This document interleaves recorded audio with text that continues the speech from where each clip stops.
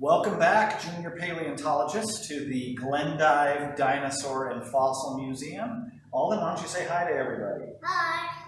Well, we are back to continue our tour through the Glendive Dinosaur and Fossil Museum. We want to welcome you again. If this is your first time joining us, we are a museum located in Glendive, Montana, about 30 minutes from the North Dakota border, right in the middle of dinosaur and fossil country. And we are glad that you're here today. We are a museum that present our exhibits in the context of biblical history, which simply means that we believe that the Bible is an accurate history of the world and that the flood of Noah's day is what laid down the fossil record. So we ended our time last week on Thursday already. Isn't that crazy? It's been a week since we started these. And we ended here in our marine room. We'd gone through our seafloor exhibit, and then we started here in the marine room counting some of our clownfish, or what's another name for them? Nemos. Nemos, yeah, some people call them Nemos. And we're going to get you caught up because in your junior paleontology sheet, there is a question about counting clownfish. So Alden, why don't you point out where the clownfish are that we've already seen? Start right over here. And I'm going to try to use a laser pointer, and we'll get the camera over here to kind of zoom in and look at them. So there's one right there. So how many is that? So we got one. Two. All right, so it's right there. Okay, let's keep going around. Where's the next one? Oh, right there's three. And we're going to try this with a laser pointer and see if that helps everybody out, see some of the things that are going on. And there's two over there. Okay, we'll wait for the camera to get over here, and we've got two more right here. You can see them. Camera might need to come around over this way. And we've got two right down there. All right, and then let's keep moving around. Where else we got one? We got one. There. So where are we at? How many is that? Let's see. 4? Did we kind of lose track? We had 1, 2, 3, 4, 5. This is 5. 5. And then what do we got over here? 6 right there. 6 right there. And then let's see. And then that's. Is that? I think we're missing one. Let me see. Let me see if I can recount here. There's 1, 2, 3, 4, 5, 6. 6. And then we only have 2. 7. Yeah, we have 7 there. So we're up to 7 clownfish. Sorry for the confusion there. We kind of got a little off on some of those. And we'll hit the other 2 clownfish here in just a second. But let's turn around here and let's kind of talk to him a little bit about this room. Now, I'm going to kind of ask you some questions here, Alden, and see if you can help answer them, okay? If you can't, that's fine. Just say you don't know or guess or something, and then we'll try and figure it out. Now, when you find creatures in the fossil record, there's some really big creatures, isn't there? This turtle is a perfect example. Look at this turtle. Alden, could you come over here and stand by the turtle right here in the light so that everybody can see you?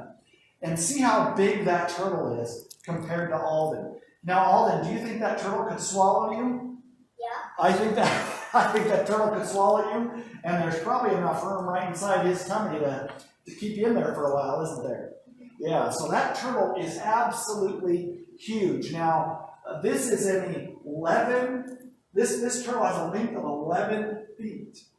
It's 11 feet long, and then it is just absolutely incredibly large. Now, there's other animals that we find in the fossil record that are really big as well. We find some fish that are really big. We find the mosasaur, and we find the T-Rex, and we find all of these creatures that are absolutely huge. And the question I always ask people is there a biblical explanation as to why we would find really big fossils, really big creatures in the fossil record? Can you think of anything in the Bible that might help us explain it? Can you think of anything? No. No? Okay, well, let's talk about a couple things, and I'll kind of ask you some questions as we go, okay? So first, we think that the environment was a lot different before the flood to after the flood. Because again, remember, we think these things were buried during the flood of Noah's day. So before the flood, we think there might have been even, it's possible there was higher oxygen content and carbon dioxide content.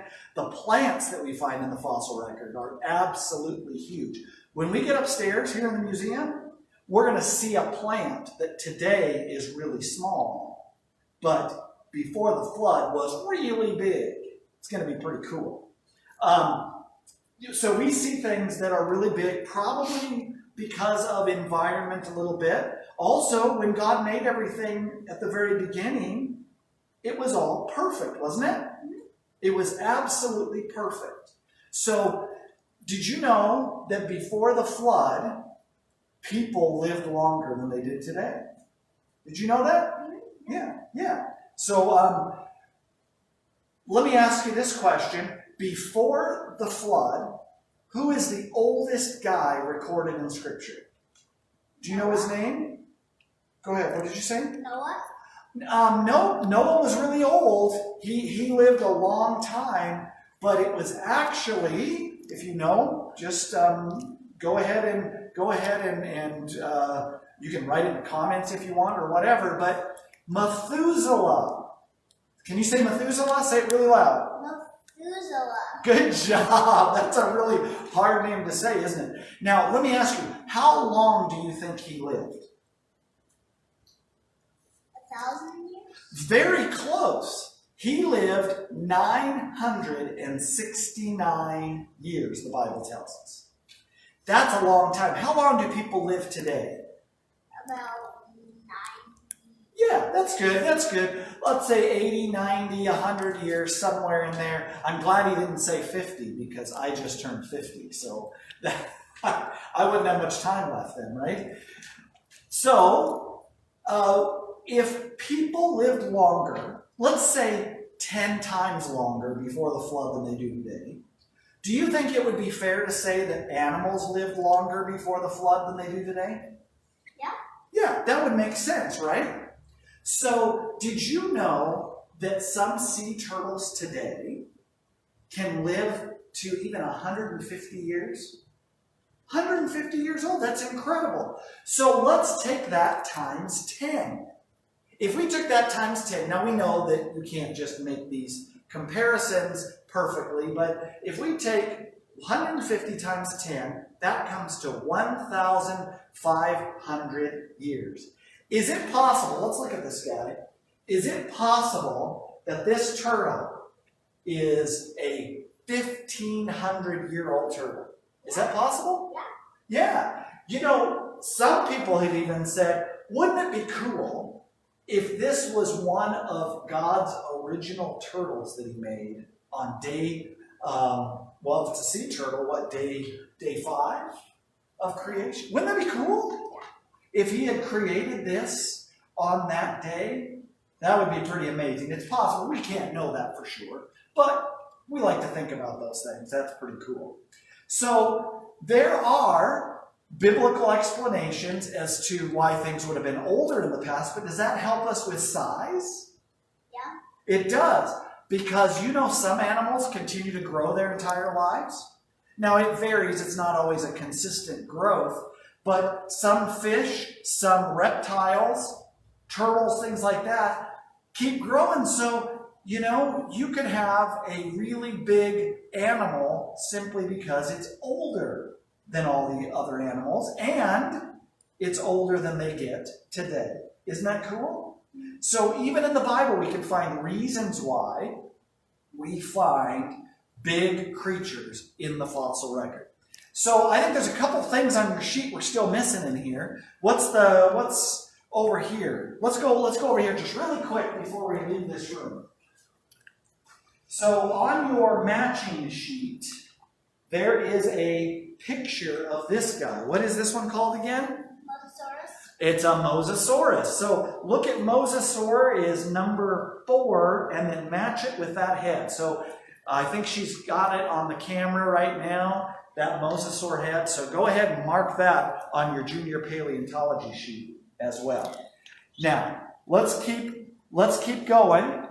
And there's a bunch of other things we could talk about in here, but if we have more time in the future, we can do that. Oh, we didn't finish. The The clownfish, did we? Or Nemo's. Yeah, the Nemos. That's another name for them, right? So here's another clownfish. What are we up to now? We had 7, 8. So we're at 8. And I think there's another one over here somewhere. Oh, I see it. Can you see it right over here? It's right back there. There's one of the other Nemos right there. So how many is that? 9. There are 9 clownfish in our marine room. That's pretty cool, isn't it? Okay, well, we're going to go out here and we are going to talk about some plants and then also teeth here in just a second. So let's go. Wait. What? I see something. You see something? What do you see? A snake. Oh, where's it at? Come down here. See if we can get down here and see this. Okay, yeah, there you go. Move over that way. Where's the snake? Right there. Right? Oh, I see it. Can you see it back there? Right there's a snake. So remember on the front of your sheet, there is a spot to count snakes. So you can start doing that because this is the first snake that we've found. And I'm sure we're going to miss some as we go, but we'll try our best to catch as many of those snakes as we possibly can. So come on, Alden, let's go ahead and go this way. We've got other things we could talk about, but let's keep going on to the main part of the museum. All right, so as you can see, we have a case here with a bunch of plant fossils. Did you know there are lots and lots and lots of plant fossils in the fossil record? Do you remember how many marine fossils or like seashell kinds of creatures did we say were found in the fossil record? What percentage? Do you remember? No, it was 95%. 95%. Now, we only have 100% to work with, right? So 95%, we only have 5% more to go, and we've totally filled up the fossil record. So we're already at 95%. Did you know what percentage are plants and insects and things like that? 4.99%. That only leaves 0.01% left that we haven't even gotten to yet. So right now we are on some of these plant fossils. You can see some amber right here. Amber is fossilized tree resin, and it takes the perfect conditions. It takes absolutely perfect conditions to be able to harden tree resin. And what's really interesting is there are insects in a lot of that tree resin that's hardened into amber. And so it's something that has to happen quickly to preserve these things. And they found all sorts of interesting things. But what about some of these other things? We've got leaf impressions. Will you get leaf impressions as well? There's a lot of wood that's partially hardened, so it's partially petrified. It's partially colified, so some of it's hardened like petrified wood, and then it's colified, and then there's even a log that we have that has petrified. Part of it's petrified, part of it's colified, and part of it is still wood. Okay, here we go. A lot of people lost it. Okay, we apologize for that. We had lost our wireless connection. Yeah, go back up that way and maybe you'll get a little bit better signal. I don't know. We apologize for that. This is a big building and we try to have wireless coverage wherever we go, but we don't always have it perfectly. So there's a lot of really neat plant fossils in the fossil record. Now, we want to go over here to our tooth display. And Alden, why don't we're going to put this out here for you so you can stand up there. And I'm going to go back in the back room and I have to grab something. And why don't you match up, why don't you push some of those buttons and show which ones they are and talk about it too, okay? Talk about which ones they are. And talk about and count how many there are on here as well, because that's a question on your sheet. So there's one right there. That's the human tooth. Right there. That's one. there's a shark tooth. That's 2. Here's a Ankylosaurus. Yeah. So how many are there on here total? 1, 2, 3, 11.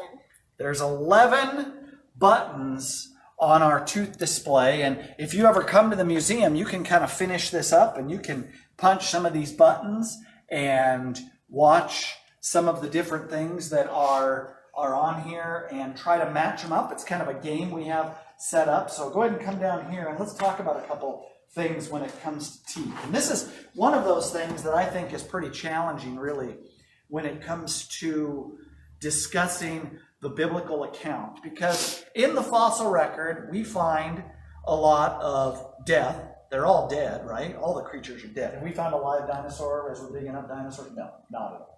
So we find a lot of death, a lot of violence. There's things eating other things and biting other things.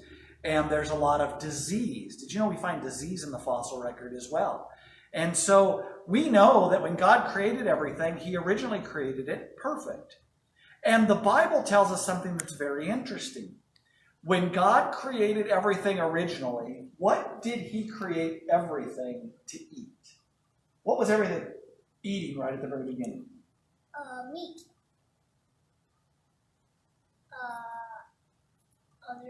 No, what kind of things did God design everything to eat? Vegetables, right? God created everything to eat vegetables. Yeah, that's a hard one because a lot of things, when we look around us today, we see a lot of things eating meat, but God originally made it to eat vegetables, right? So, when you look at T-Rex and you look at all the animals today with crazy teeth and everything, it's really hard to believe that these things were all made to eat vegetables. Now, when you look at an animal's teeth, now you just tell me what you think, okay? When you look at an animal's teeth, can you tell by simply looking at its teeth what it was designed to eat? No. No, you can't? Okay. You know, a lot of people actually say yes to that question. They think that if you look at teeth and they look ferocious, you think you can figure out. But you've been part of my tours enough and you've been in this museum enough to kind of know the right answer to that, right? So let's look at some creatures today and kind of see if we can tell what these things were designed to eat. So here, why don't you just stay back there because I think you'll have better signal and I'll bring them to you. Okay. So here, look at this creature. Come on over here, Alden, and see, look at this creature. What in the world is that thing, first of all? You probably have no idea. You know what it is, but, well, you don't remember what it is. Okay, look at those teeth. So you got teeth back here that kind of look like teeth that you'd get for vegetation, I think. But then you got these really crazy looking teeth up here, right? Look at those. They're kind of like tusks. Now, this one's kind of easy. If you were to say, what was this designed to eat? You look at these teeth back here, and it's probably vegetables, right? Probably plants, because it looks like deer teeth. And that's exactly what it is. This is a Chinese water deer skull. And if you don't know what a Chinese water deer looks like with its skin on, you can look that up and with your parents' permission and see if you can figure out what that thing looks like. So it's pretty crazy. It looks just like a deer, except it has these big old teeth or tusks or whatever they are right in front. Makes it look kind of scary, like a vampire deer. Oh, right? Pretty crazy stuff. So let's look at another one. Okay, let's go over here, back over here. Now, let me ask you this. Look at that. It's a smaller skull, but look at those teeth. Can you see those? Mm-hmm. Those are ferocious. If you were just going to look at those teeth, what would you say this creature's designed to eat? Meat. Yeah, you would think meat. I mean, look at that. Look at those teeth. But do you know what this creature is? This is a fruit bat. What does a fruit bat eat?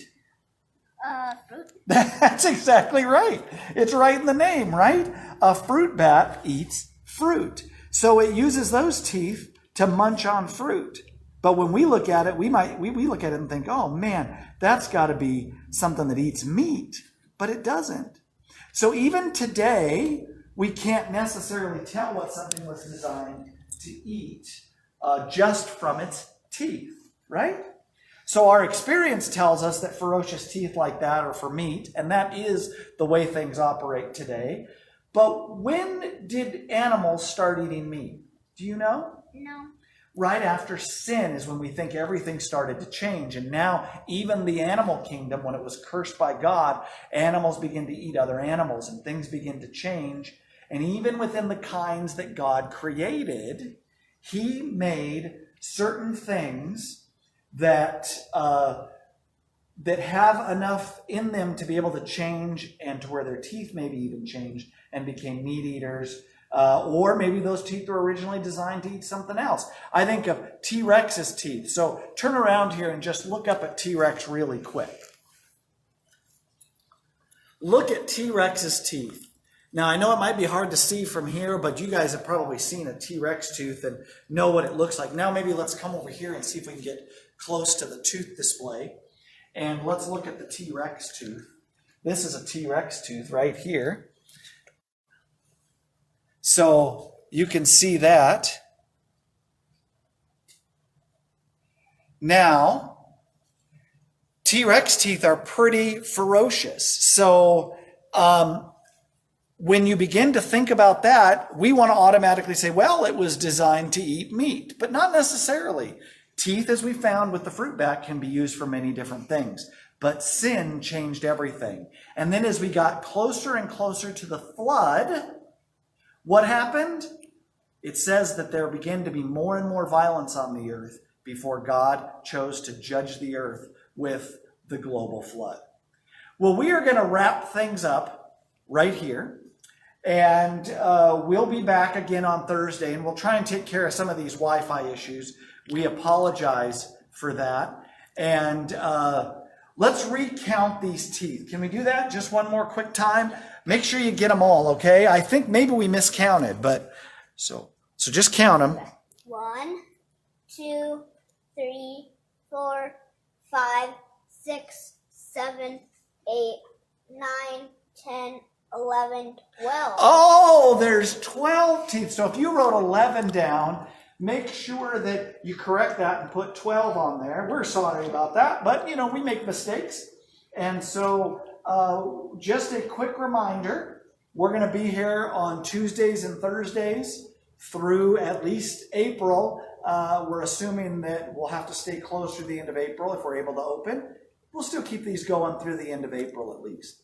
So join us again on Thursday at 11 a.m. Mountain Time here in the museum, and we're going to go into some other things. We'll talk about our lab a little bit and some things that really show how many fossils were buried in a catastrophic way. So we'll talk about even what catastrophe means, okay? And we'll really focus on that. Again, if you can help us out as we're at this time of being closed, if you can help us out financially, just go to our webpage at creationtruth.org and you can make a donation there. But please be praying for us as we go through this time. We'd love to have you come and visit us as well when you're able. So thank you again. Thanks for coming.